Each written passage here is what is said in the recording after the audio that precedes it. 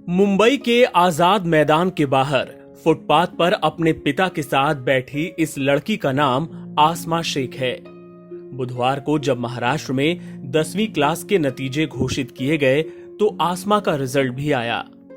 आसमा ने बेहतर की उम्मीद की थी, लेकिन उसके 40% नंबर आए।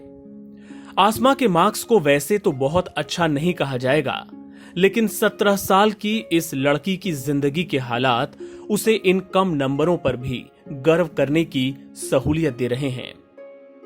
चाहे गर्मी हो या सर्दी, चाहे आंधी तूफान बारिश आए, ये फुटपाथ ही आसमा का घर है।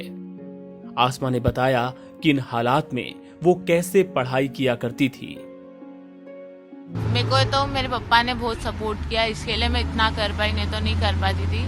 मेरे फैमिली वाले लोग ने भी मेरे को ऐसा प्रॉब्लम मैंने इतना ज़्यादा देखी, पर फिर भी मेरे को ऐसा लगा कि मैं कुछ कर सकती हूँ। मेरे अब्बा ने मेरे को इतना अप्रिशिएट किया, तो मैं कैसा भी करके पढ़ लेती थी सर। यहाँ पे कैसे पढ़ती थी आप? बारिश में किस तरह से? बारिश में सर पापा यहाँ पे तालपत्री बांधते थे, वहाँ पे पढ़ लेती थी, और डीम लाइट के नीचे पढ़ लेती थी यहाँ पे। क्योंकि तो मच्छर काटना ये सब पूरा लोग आते देखते, किस तरह से मैनेज किया आपने?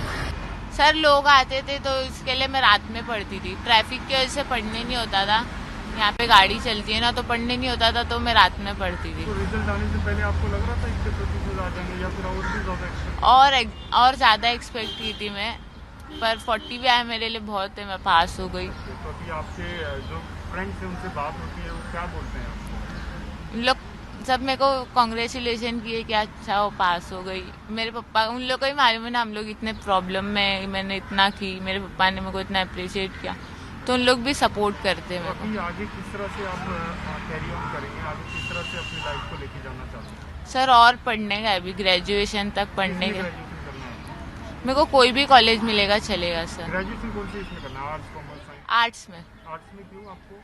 सर आर्ट्स में मेरे को ऐसा लगता है कि मैं कर सकती हूँ, उस सब्जेक्ट में मैं कर सकती हूँ।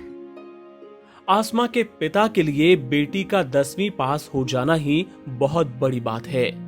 वो गर्व से कहते हैं कि बेटी चाहे कुछ भी बन जाए, बस देश के काम आए। फुटपाथ की जिंदगी से तो बेहतर ही होगा।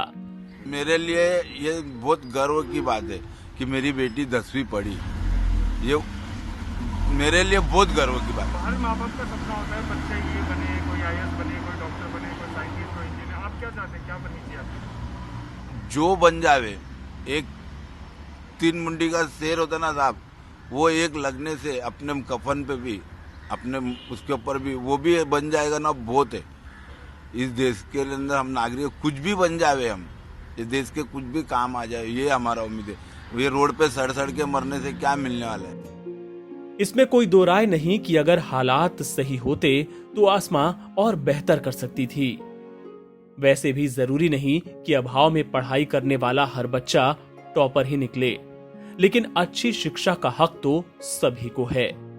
उम्मीद की जानी चाहिए कि आसमा 10वीं के बाद भी आगे पढ़ाई जारी रखेगी, जमकर मेहनत करेगी और खुद अपने आप को और अपने परिवार को इस हालात से निकालेगी। NBT ऑनलाइन की रिपोर्ट।